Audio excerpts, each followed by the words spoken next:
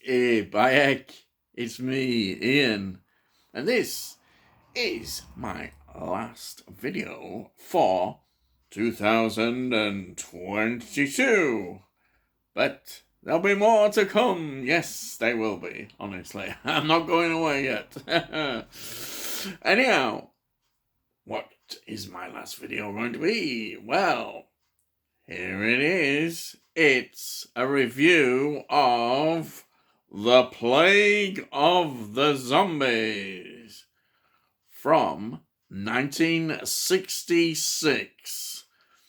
And this is a wonderful film, an absolute classic. Perhaps it's been underrated, but could this be one of the greatest Hammer film produced? And that is saying something, because there's a hell of a lot of great films produced by Hammer. So much quality. And this film, well, brilliant, superb. I could go on and on. I won't go on too long, but we'll go through bits and pieces. It runs for 90 minutes. Usual standard time, that's great. Rotten Tomatoes give it 83%. So that's not bad. The critics really have all been very favourable on this film. Even at the time, I think it was recognised. It was actually made for 100,000, and it made 230, 300. Yeah, let's get that right. 2.345 million dollars. Hey, I'm doing well, aren't I, already? Yeah. Anyhow, there we are. It was a double bill with Dracula, the Prince of Darkness from 1966. It was made, Bray Studios again, back to back with The Reptile, which in the new year you may well be hearing about. Haha, yes. Just a little preview there. Anyhow, this was directed by John Gilling, who did, as I say, The Reptile, and he did also The Mummy Shroud. He wasn't the sort of regular director of Hammer horror, though he'd got a massive history of doing a lot of a lot of Hammer films. He goes right back. He was considered, well, a safe pair of hands, and he got his chance, and here it was with The Plague of the Zombies. It was written by Peter Bryan. It was based on a short story which Universal, in fact, had been considering and looked at from 1963, actually. So that's quite interesting. There's a Universal connection. Though now Hammer had got a new deal with 20th Century Fox on distribution. So that is another development in Hammer. As usual, Hammer now was just brilliantly putting together films, as always. And let's have a look at the cast as well here. We've got Andre Morel as Sir James Forbes. And, well, this actor is just... He had something to it. He's a seasoned actor, and we knew him right from doing the BBC series 1958-59 of the Quatermass. He played Professor Quatermass. And also, I think in terms of Hammer, and I really love him in this role, he played Watson in the 1959 adaptation of the Sherlock Holmes story, Hounds of the Baskervilles. You remember Hounds of the Baskervilles with Peter Cushing as Holmes? He played Watson, and that's a really great film. One that, again, I'm sure may well couple. It may appear in some reviews later on. We'll see. Ha! Yes, just an indication of what's to come. And then we've got Diana Clare playing Sylvia Forbes. Brooke Williams plays Dr. Peter Thompson. And of course, we've got a wonderful, and I do love her, Jacqueline Pierce. She plays Alice Thompson, the wife of the doctor. And, well, she's also in The Reptile as well. But of course, she's known, of course, as Servalan in Blake 7, and what a role she played in that. So she can't go wrong. And don't forget, she played in Doctor Who. I've got to get the connections there. Doctor Who. Then I think the villain in this was played by John Carson, who plays Clive Hamilton. And he's a real big villain. And he's great in the role. Absolutely great. He appeared in many things, and he has this wonderful presence. And his voice, in fact, has often been described as based on James Mason, the brilliant Yorkshire actor.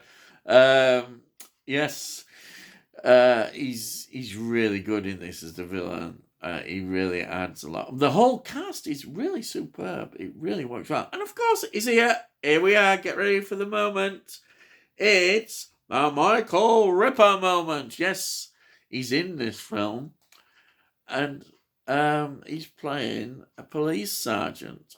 And it's great. I think one thing I've got to say about this film straight away is it's a very straight down the line film. There isn't really any sort of comedy bits. Even Michael Ripper is not playing this. He's playing it quite straight. The whole film has that atmosphere. And I think that's important because it really raises the fear and the horror of this film. And I think that is something that Hammer didn't always do. There are certain Hammer films are very straight, but there's always that sense which works well. But this is a time when they didn't, I think, in this film, and that I think just adds to it. And this film is such an influential film for Hammer. And we're looking back in the history of horror and films. The story is based in a Cornwall village where all these unexplained deaths are happening, and there's a plague.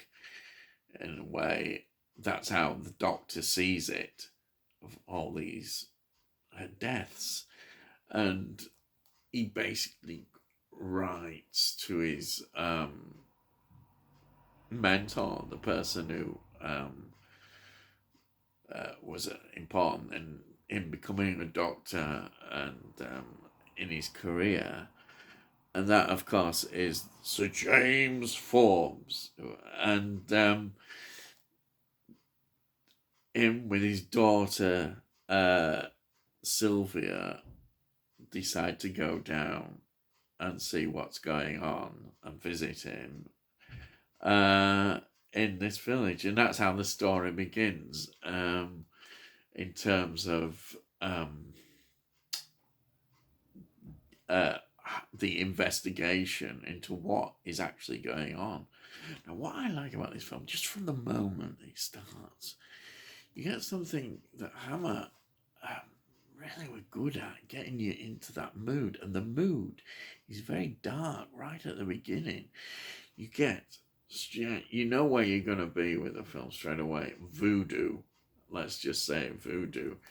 You get this great scene right at the very beginning of these, just the drums beating, the frantic look, the whole voodoo, the vibe, if you want to call it that, is there right from the beginning as this ceremony is taken with the doll and the blood. Absolutely spot on. I mean, what a great start. And that is, in a way, the whole film, how it really gets into what he's doing. It really does. I mean, this is what's so amazing about this film. It's in colour as well. And that colour is used again, like Hammer do. The blood, you really see that blood. It's almost like it's been made to look even more red. It's there in the screen. It's There's something really important about this film, as you see as the whole story develops, that sense of uneasiness. Um, the whole music, even. I kind of. It's another James Bernard um, score, and he's produces this kind of. You get that voodoo feel in the music, but you get he's become really avant-garde even in the musical style. I'm not a great technical person when it comes to music, but I do love music and examining how that affects the film, and I think it does as well. I think what is great about this film is the look of the zombies. You've not seen anything. The design of the zombies.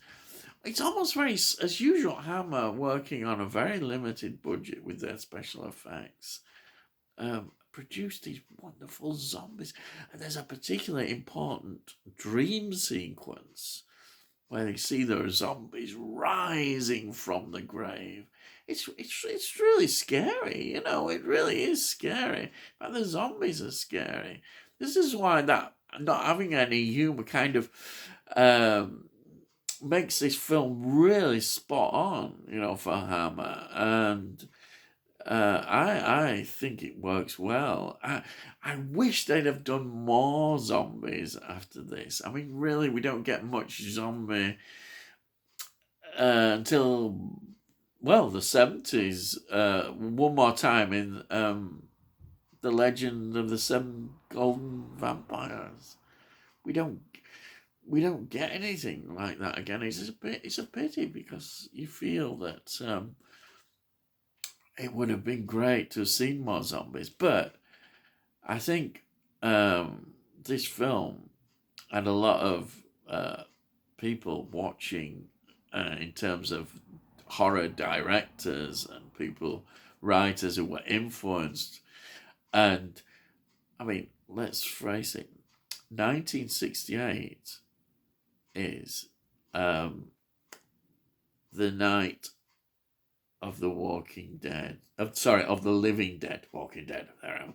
Night of the Living Dead, which of course is George Romero's classic start. And it's no coincidence that he must have looked at this film. I think he has mentioned it even. And you can see the influence. Definitely. It's there. And I think a lot of in many ways you could argue that this is very much a sort of more 70s style Hammer film made in 1966 when Hammer was trying to look in other directions. The ingredients of horror in this film are really cranked to that high level.